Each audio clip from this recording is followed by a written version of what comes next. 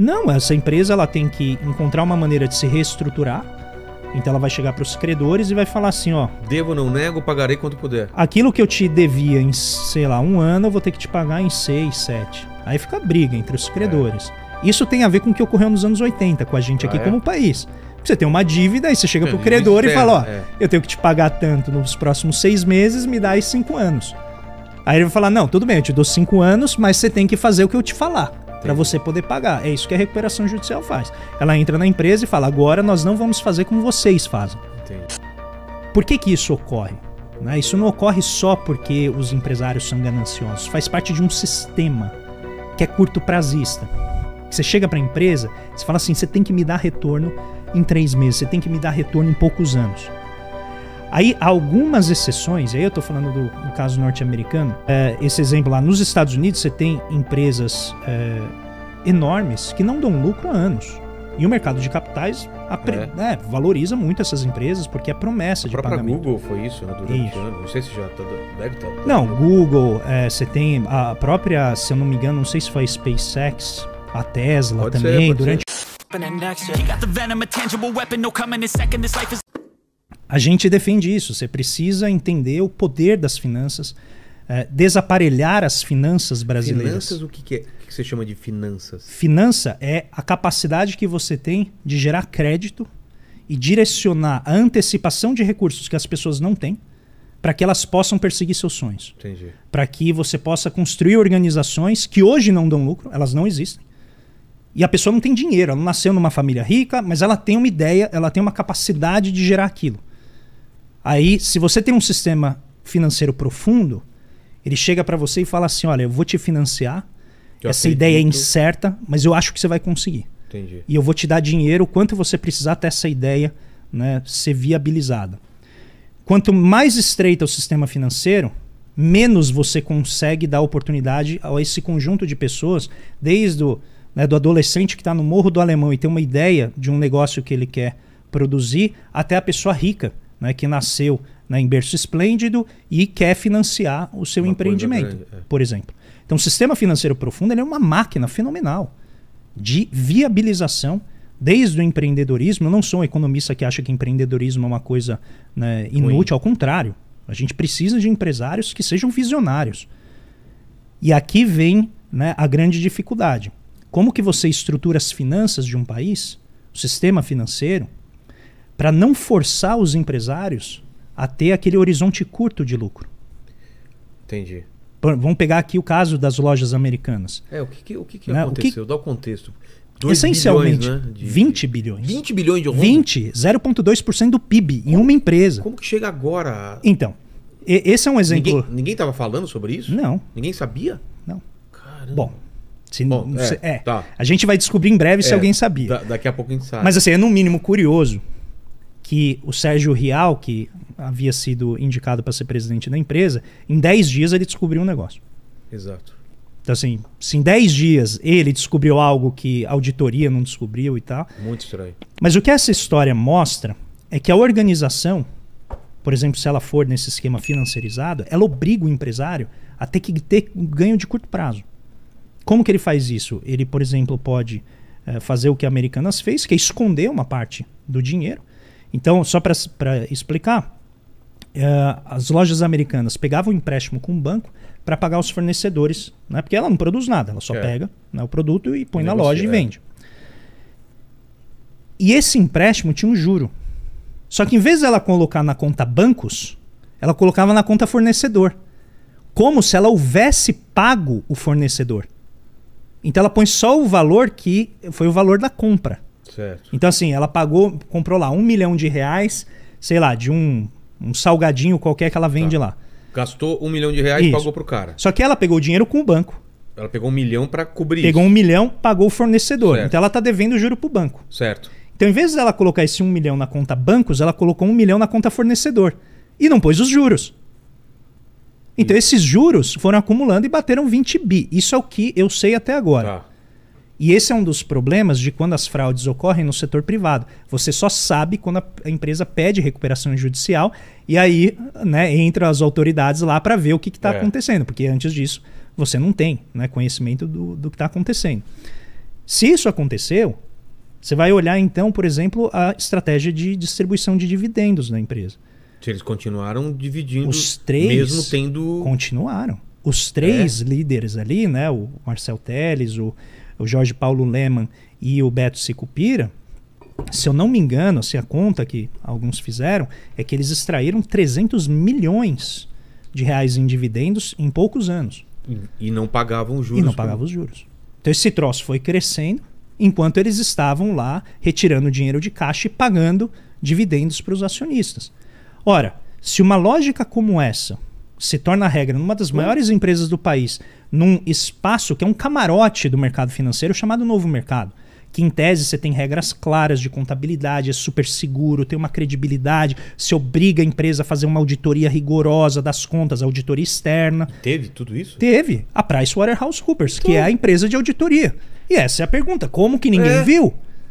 20 bilhões, não é o tipo de coisa, né? Não, Que você esconde debaixo desse saquinho aqui. 100 mil reais, sei lá. Não é. E esse trio, né, do 3G Capital, eles já tiveram problemas com outra empresa, que é a Kraft Heinz, né, que produz condimento, né, ketchup, mostarda, lá nos Estados Unidos. Pelos mesmos processos, eles maquiavam redução de custo, maquiavam mesmo, diminuía custo na caneta, para parecer que tem um lucro maior. Em dólar, Estados Unidos. Falava que pagava menos numa coisa que ela pagou mais, é isso? Isso. Diminuía custo de maneira inadequada na contabilidade, né? Eles vão jogando em outras contas. E aí dava um lucro absurdo. Dava um lucro exorbitante, melhorava, né, a precificação no mercado de capitais, assim por diante. E aí a CVM, a Comissão de Valores Mobiliários, que cuida disso lá nos Estados Unidos, que chama SEC, descobriu e multou a empresa. Agora eu não lembro se foi 60 ou 600 milhões de reais, mas acho que foi 60 milhões de dólares, desculpa. Por conta dessa inconsistência contábil, que é como eles chamam, né, quando ocorre no setor privado. Então, por que isso ocorre? Né? Isso não ocorre só porque os empresários são gananciosos, faz parte de um sistema que é curto prazista.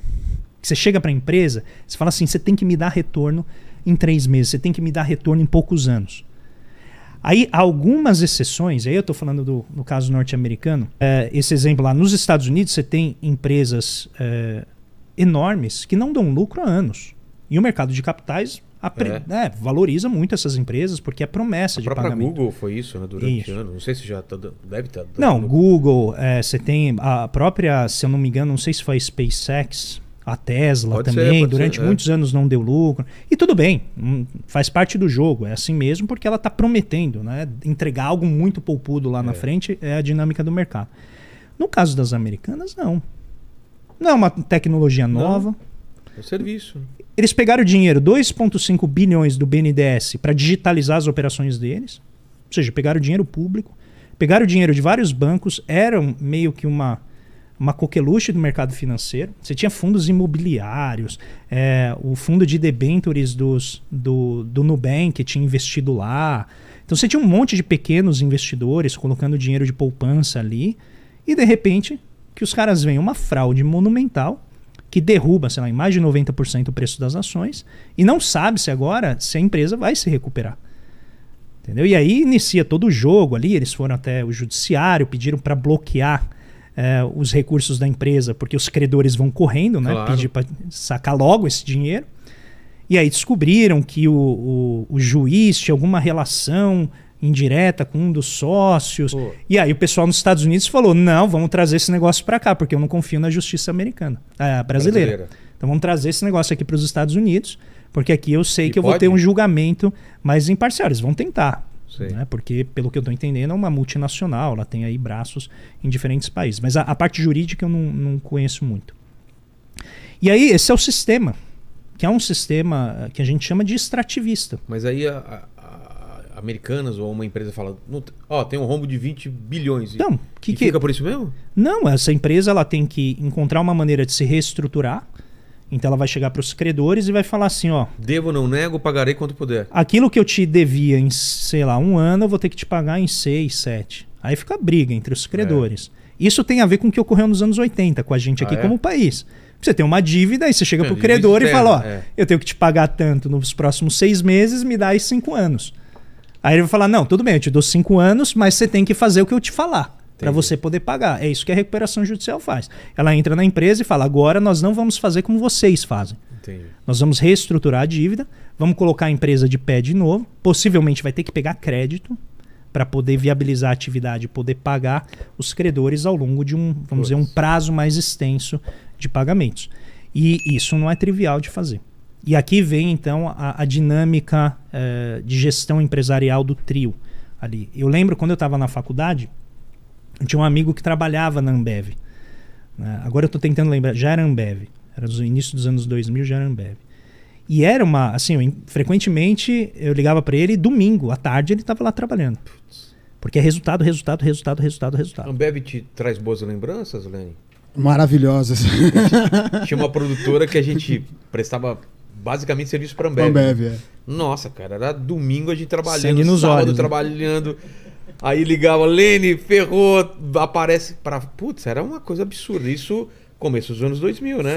Foi. 2009, 2005, 2005 2004, até. E eles têm, né, historicamente, essa lógica assim, de serem estoicos, né? Então eles não esbanjam riqueza, né? Um esquema horizontal, tudo aberto, o ambiente do escritório, não tem essa divisão hierárquica. Eu lembro de tudo isso.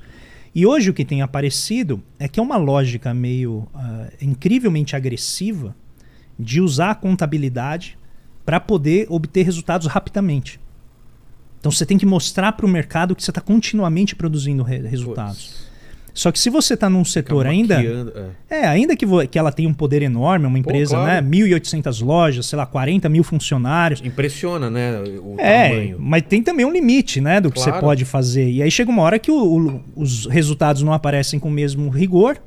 E aí se o preço das ações cai, o valor da empresa cai.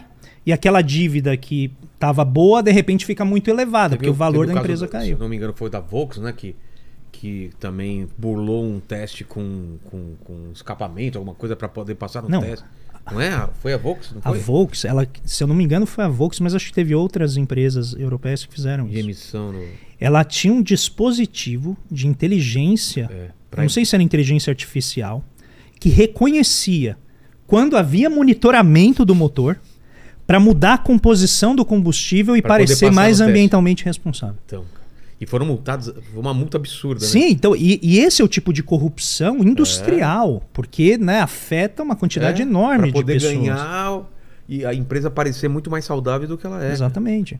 Então, tem até um livro de um economista que chama John Kenneth Galbraith. Ele foi um economista importante na gestão Kennedy, do JFK lá nos anos 60, ele que foi o responsável por fazer o controle dos preços. Na época tinha controle de preços e colocava teto para alguns preços estratégicos da economia norte-americana e tal. Ele escreveu um livro que chama Economia das Fraudes Inocentes. Então ele vai dizer, é algo que eu quero provocar quem está aqui nos assistindo a refletir, que em geral, a gente enxerga a corrupção só no Estado.